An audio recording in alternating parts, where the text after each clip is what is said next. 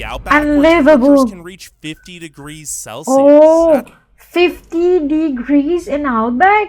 Seriously, it's super hot. Hello everyone and welcome back to my channel. Today I'm going to react on a video of From Here to There. Please do support this channel also by subscribing it. And today we're going to see the top 10 reasons not to move to Australia.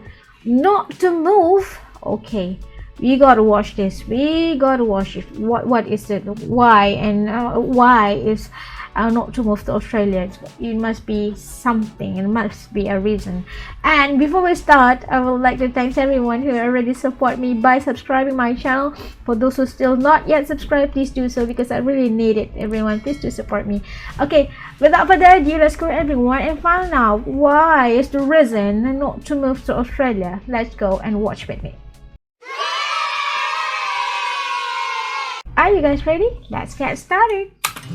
G'day mates, how you G'day mates. Today we're talking about the land down under, Australia. Is it a country? Is it a continent? Do kangaroos really just roam freely about? Sounds like fake news to me, but it's not. The world's 6th largest country is a giant 3 million square mile island continent stuck between the Indian and Pacific Oceans. And this strange geographic location is what makes Australia such an ecological and biological anomaly with so much diverse nature and wildlife unique only to the country. From Tasmania to the stunning beaches to the outback rainforests and Great Barrier Reef, there is so much natural beauty to be found here. But not only is the nature stunning, Australia is also home to a few highly advanced cosmopolitan cities, with the two biggest cities, Sydney and Melbourne, routinely ranking among the top 5 best cities to live in the world. Wow. Speaking of which, let's hit 5,000 likes and I'll do a video on the top 10 best cities to live in the world. Anyways, it isn't hard to see why the Aboriginal and Torres Strait Islander peoples have lived here for over 60,000 years. Wow. Of course, the British also did their imperialist thing and claimed the continent in 1788 as a penal colony for their convicts, but Australia eventually gained independence in 1901. And since then, the land down under has become a country with one of the highest qualities of life, a great healthcare and education system, incredibly low crime, vibrant and welcoming residents, and an excellent economy with hardly any poverty. Nonetheless, only 25.5 million people actually live here, and less than 100,000 of those are US expats. Wait, there must be a reason only US expatriates. Wow. 1 to 4,000 new Americans immigrate here each year, right? Well, maybe you'll find out in my top 10 reasons not to move to Australia. Not to move, he said. Number 10, it gets hot. Contrary to popular belief, most of Australia isn't all perfect year-round temperatures. Well, unless you're in Sydney or Perth, but even those get some bad days each year. And although a few cities on the southern coast and Tasmania actually get hit by really cold fronts coming up from Antarctica, the real issue in most of Australia is the heat. There is a reason nearly 90% of Australians live within 50 kilometers of the coast. The heat makes the rest of the country basically unlivable. Especially in the outback, where temperatures can reach 50 degrees Celsius. Oh, 50 degrees in outback? Seriously, it's super hot. It's 122 Fahrenheit. Heck, it gets so hot in the desert here that the opal miners back in the day ended up building an underground settlement called Cooper Pedy to protect them from the heat. It's pretty cool, actually. And even though the cooling effects of the ocean make the coastal areas more livable, most of the cities will still get days above 40 degrees Celsius during the summer. Add in some of the most beautiful beaches in the world with tons of sunny days to enjoy, and the fact that you're pretty darn close to the equator, and it isn't hard to see why 2/3 of Australians are diagnosed with skin cancer by the age of 70. Oh, and I'd be remiss to not talk about that other thing the heat and sun cause as well. Bushfires. You've probably already heard about the wildfires that have decimated 46 million acres and killed 451 people this past year alone. But sadly, it's not the first, and it definitely won't be the last.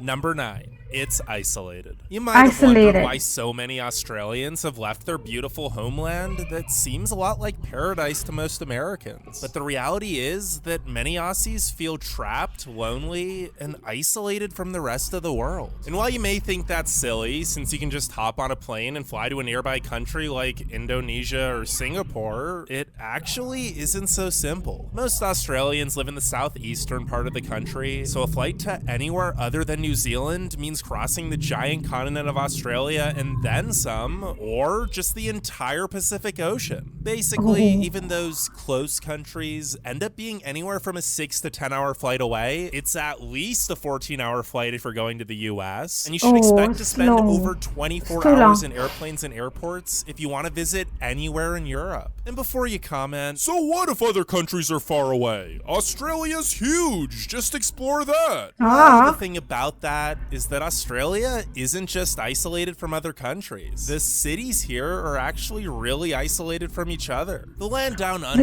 is the third densely populated country in the world, with just 3 people per square kilometer, and it only has 5 real cities with metro populations over 1 million residents. So, as I'm sure you can guess, the population centers are very spread out, and most of Australia is very remote. For example, the 2 closest big cities would be Sydney and Melbourne, but they're still an 8.5-hour drive apart. Melbourne to Brisbane's an 18-hour drive, Adelaide to Darwin's a 31-hour drive, and Sydney to Perth is a 41-hour.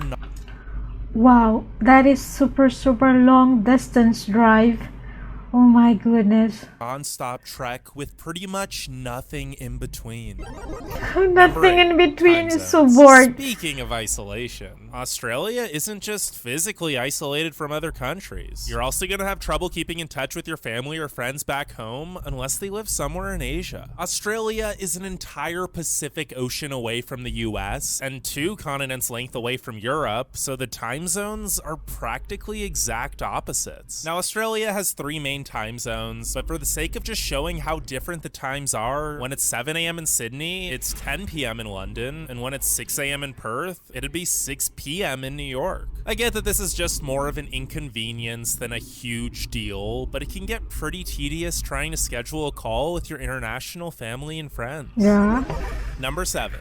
The internet sucks. If you finally do manage to get a hold of your family and friends, time zones might not be the only thing that get in the way. Because even if you schedule that Zoom call perfectly, the internet might just randomly cut out or start lagging, and by the time it's fixed, it's probably the other person's bedtime. Sure, the United States isn't anywhere near the best when it comes to internet speeds compared to most developed countries, but it's light speed compared to Australia, which is only ranked as the 43rd best country for internet. And no, I don't just mean that on average it has relatively slow download and upload speeds. I mean the most expensive plans still disconnect or lag frequently, and a lot of the plans actually have data caps. Who does that anymore? A 200 gigabyte a month plan in Brisbane with download speeds only up to 12 megabits per second will cost you $65 a month. And wow, that is expensive.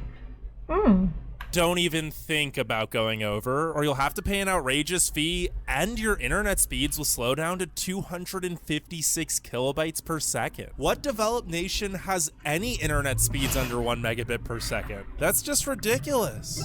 Ridiculous. Number 6. Everything wants to kill you. If the frustratingly slow internet speeds are enough to make you want to go on a digital cleanse and take a camping trip out in the wilderness, well, don't, because literally everything here is trying to kill you. Yeah, Australia is home to box jellyfish, stonefish, tons of poisonous snakes and spiders, blue-ringed octopuses, stingrays, sharks, and the largest saltwater crocodiles in the world. Wait, did you think I was done? No, I'm just getting started. Because kangaroos, dingoes, cassowaries, emus, comb shells, and drop bears can all pose serious threats. Okay, well, maybe not the drop bears since they don't actually exist, but the rest of those animals have all taken human lives. Australia just isn't a place where you can spontaneously go for a hike or swim without being very cautious of your surroundings at all times. Heck, there's a story of a man being snatched out of his boat in a river by a giant crocodile while he was just going fishing with his family. Oh, that is not a good experience or memory. Oh my goodness, he's been eaten by a giant crocodile. in front of his family. I can't imagine it. Although don't get too worried, because you're actually more likely to die by falling off a horse than from one of the deadly critters here. Just be careful and respect the animals whose homes you're visiting. Except for kangaroos. While you might think they're so cute and cuddly, they can be vicious, and many Australians actually see them as pests. The only reason the country hasn't declared war on them yet Don't play is because with the kangaroos. Australians 2-1, and the Aussies don't want a repeat of what happened in the Great Emu War of 1932. Spoiler alert, the emus won. Emus won, okay. Bad drivers. While many Aussies try to blame the kangaroo and their lack of road sense as the reason for so many car accidents, only 7,992 kangaroo collisions actually occurred in 2019, which was less than 5% of the total automobile accidents in Australia. So maybe the drivers should start taking a little more responsibility. Now, of course, every town, city, state, and country is going to have its fair share of bad drivers, but the drivers in Australia are really some of the worst in the world, and I'm not just saying this as some American trying to diss Australia, because I love Australia, and even people from Australia will admit that the drivers here are terrible. The drivers in Australia are terrible because there's a lot of accident happen and they just blame the kangaroo for that. No, it just because of the bad drivers. In fact, Aussies actually upload more videos of illegal and bad road behavior than any other country. Wow. Number 4. It's expensive. Aside from the aforementioned incredibly expensive internet, pretty much everything else here is expensive too. Because while Australia is big, it's still an isolated island, so a lot of things have to be shipped over long distances to get here. Of course, the cost of living varies based on location, with it generally being cheaper the farther you get from the coast and major cities, but Australia as a whole is pretty pricey. Granted, it is balanced out by the decent job pay, since Australia actually has the highest after-tax minimum wage of any country and a top 10 average income at around $64,000 per person per year. But then again, this also just creates an expensive cycle, since the high minimum wage means high production costs, which means it's cheaper to import goods, but imported goods are expensive, and well, that's just economics. And even though most of the wages are livable, they're not necessarily enough to buy a home, especially in Sydney or Melbourne, where the median home values are 1.15 million and 855,000 Australian dollars. It's super expensive because this two cities, Sydney and Melbourne, is the most, very busy city. And no wonder the lifestyle living lifestyle in this city is quietly more expensive than others. Respectively. That's nearly 820,000 US dollars for your average home in Sydney. Number 3. Places close early. To add on to the fact that things are expensive here, it might be difficult to even buy said things if you're working normal hours, since most shops, stores, and restaurants usually close by the time the sun sets during the week. And if they operate at all on the weekends, they're probably going to have even more limited hours. This one isn't a huge deal once you're used to it and plan accordingly, but it can be a big culture shock if you're coming from the States where there's an abundance of 24-hour businesses. Now, to be fair, a few places do actually stay open later if you're in a big city like Sydney, Brisbane, or Melbourne, but it's hard to buy things past 5 or 6 p.m. pretty much anywhere else. Number 2, poor mental health services. Despite their vivacious exterior, Australians usually keep their feelings to themselves. It's just not normal to talk about personal problems here, and the mental health of the nation is suffering for it. Now, there are free care options available for at-risk individuals, but since there's a shortage of psychologists, it's left many other people with no one to talk to about their problems unless they pay a lot of money out of pocket. And even then, many doctors and citizens as a whole aren't well educated in the case of mental health here, so good therapy isn't easy to find. 1 in 5 Australians between the ages of 16 and 85 have experienced mental health illness, and over 20% of young Australians struggle struggle with depression or anxiety. Maybe the mental health issues here actually contribute to that risk-taking, fearless reputation most Australians have earned themselves, since it's kind of the culture here to just suck up your problems and pretend you're always having we cannot suck up our own problem. We need to share it. We need, to express it, to share with others, especially in our personal problem. And just share with your family and a close friend. You have to share it. You have to let people to hear, and people will give you some solution and so on. Just don't keep it on yourself. It's going to be a bad mental problem. It's not a good one.